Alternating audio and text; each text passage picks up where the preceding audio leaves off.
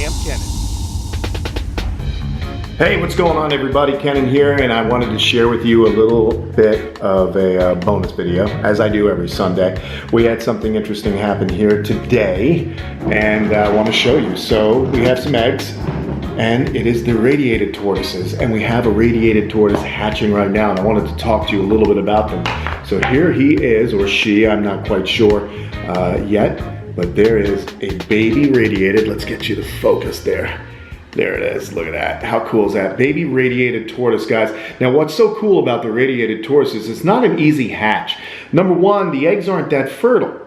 So that can be a pain in the neck. So you might get a female that'll lay about 5 eggs, but unfortunately, only 1 or 2 will hatch because the rest aren't quite fertile. And that's, that's the complete opposite of, say, a sulcata tortoise, which lays a lot of eggs and it's very high fertility, and you get almost a 90% hatch rate.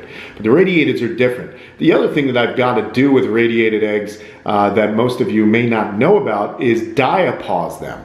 Now, diapause is kind of a suspension of development in the egg, and a few things can trigger it. Sometimes it's going from wet to dry season or dry to wet season. Water can trigger it, or a drop in humidity can trigger it. But also, it can go from the cool to warm. So with radiated tortoises, you have to cool the eggs down for about a month before you can incubate them. So that's what happens. So I actually put these guys in a cool closet where they're kept between 59 and 70 degrees, and you keep them like that for a month, and then after that month, you then go ahead and put them in the incubator at about 84, 85 degrees, and 3 months later, you get a baby radiated tortoise. So there it is right there, and he's moving about. Now it'll take him, when all's said and done, probably 2 weeks for him to break completely out of the egg and then to absorb his yolk, and then he won't have to eat for another 2 weeks after that.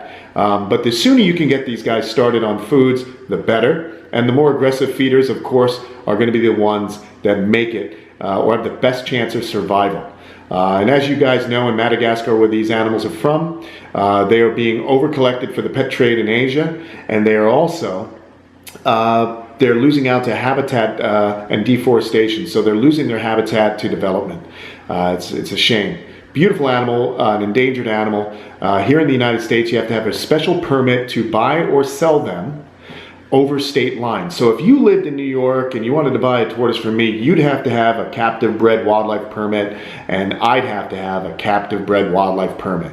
But if you were to live in Florida and had a valid Florida driver's license, I can sell to you in the state. And that's just to keep the interstate trade on endangered species kind of They like to kind of survey it and just make sure things are on the up and up. So there it is, a little baby radiated tortoise, and I don't want to keep him out of the incubator too long because the rest of these eggs are cooking as well. So let's see if his brothers and sisters are going to hatch soon. That would be fantastic. So there you have it, folks. Little baby radiated tortoise bonus. I hope you enjoyed it. I'm getting a bunch of texts, probably from my partner Tom. I'm doing the bonus video, dude. It's on its way. All right, everyone. I hope you have a great Sunday. Thanks so much for stopping by and spending a little bit of it with me and this new little radiated tortoise. I'm gonna put it back in the incubator, and I'm recording this, and it's not Sunday. It's actually Monday. Don't tell anyone, all right?